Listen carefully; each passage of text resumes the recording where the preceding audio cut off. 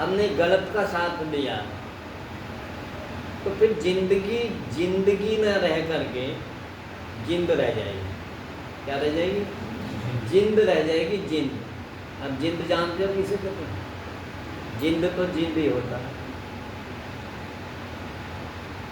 जिंद कहते हैं प्रेत को, दुष्ट आत्मा को, पाप में आत्मा को जिंद कहते हैं। अगर जिंदगी इसे बनाना है तो बंदगी श्री राम की आवश्यक है,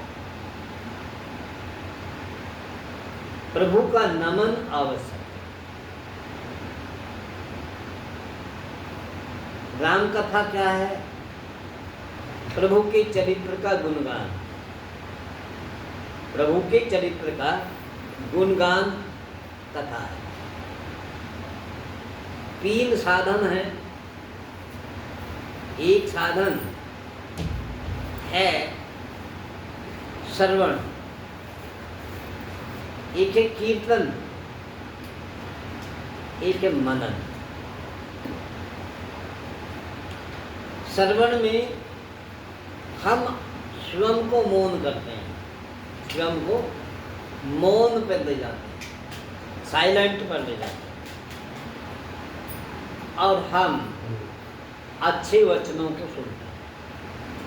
हम शास्त्र सम्मत उन वाक्यों को सुनते हैं जो हमारे अंदर की तमस को विनाश करते हैं। जब भी जीवन में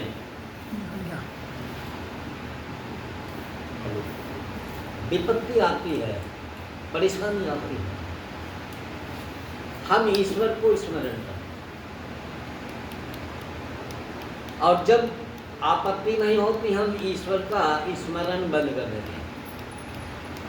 हम फिर अवसर ढूंढने लगते हैं कि मैं आता तो प्रभु भजन में आता, लेकिन मुझे वो काम लग गया, मुझे वहाँ जाना पड़ गया, और मुझे ये हो गया, मुझे वो हो गया। और जब आपत्ति हम पर आती है, जब हम किधर को नहीं दिखते, फिर भगवान जी से हम ऐसा आलाप करते हैं कि प्रभु पिघल जाएं, प्रभु पिघल जाएं, और बस हमारी सुनने के लिए मजबूर हो। उनके सामने हम स्ट्राइक करते हैं। क्या करते हैं? स्ट्राइक करते हैं। और हम उनको इतना शर्मिंदा करते हैं, इतनी ग्लानीन में करते हैं कि किसी भी तरह से भगवान जी हम पर अपनी कृपा करते हैं। तो क्या प्रभु को कृपा कर देनी होगी? अगर प्रभु भी अपात्रों पर पात्रता दिखा दें, अपात्रों पर पात्रता दिखा दें, तो फिर वो न्यायकारी कहाँ रह जाएंगे? फिर वो न्यायकारी कहाँ रह जाएंगे?